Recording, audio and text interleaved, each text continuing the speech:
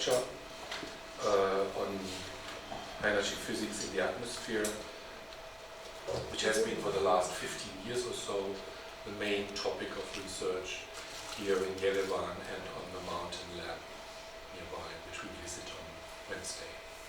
So, Ashot, please, it's your stage.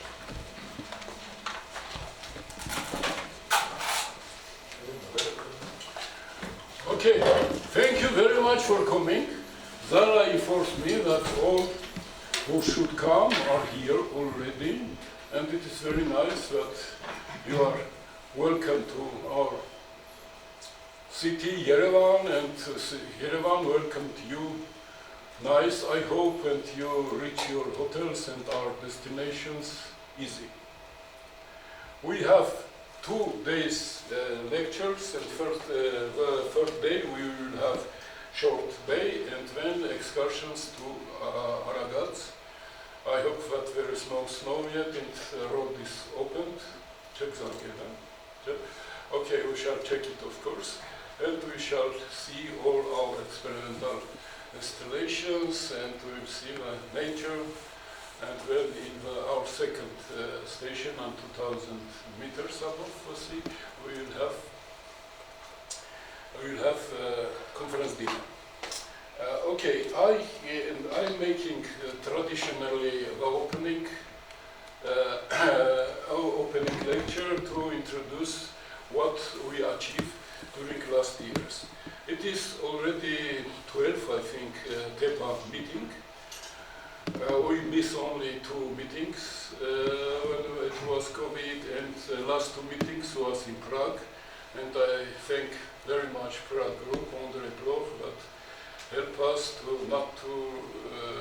make TEPA meetings continue.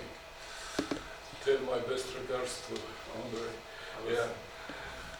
We make some new projects this year, and we shall discuss these projects. And there is very interesting topic. Each TEPA meeting we have some topic for discuss. And now it is TGF and TGE relations, because recently it was last year was flights of aloft aircraft, and it registered a lot of gamma rays that are coming from the clouds in the equatorial regions, and it was very interesting. And they published last week 2 papers in Nature, so we will discuss the relation between TGEs and TGFs.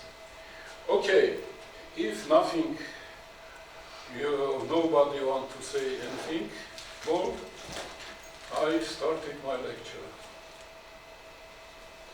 It is our station, Aragats, near Big Lake, and it is some hill, I hope possibly 50 meters above, and it is view from this hill, what is opposite our station.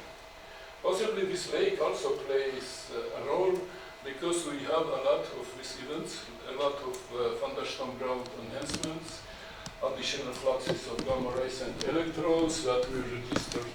And I'll show the event that I detected just tomorrow morning. Yesterday we have also one interesting event. Here I make achievements. It is 15 years like started with our research.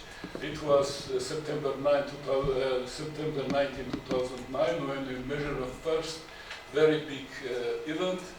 And there was a lot of electrons, and it was the first time that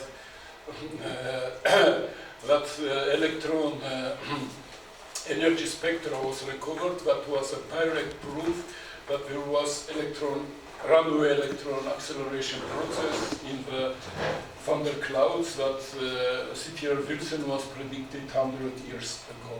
I will not go through these all points, and will speak up in my lecture about them. And I want to mention some events that happened just 2-3 days ago. It is the solar event. It was huge geomagnetic storm. You see here is all red. It is 5 category geomagnetic storm.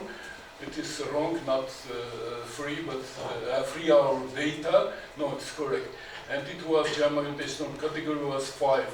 It is only a few times during solar cycle, but it is so big geomagnetic storms. We measure with our magnetometer that at 5 o'clock, at 15 o'clock, a huge cloud plasma arrives from the sun.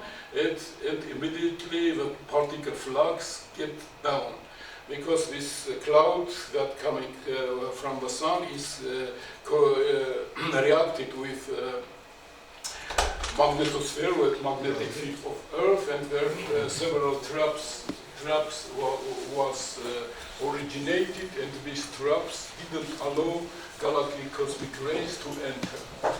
So we measure this event with all 7 networks in Lomnicki Ščit, in Slovakia, in Musala, on top of Musala in Bulgaria. Melishovka, it is not big hill, but it measured it very well. The green is from Melishovka. So this 7 network is used not only for TG research, but for solar physics research, and we see that this is a new word in this physics, and we introduced some new instrumentation. We measure not only the count rates, but now we measure also the energy spectra of the events, and it allows us to see what kind of galactic or solar protons are entering the atmosphere and giving additional particle flux.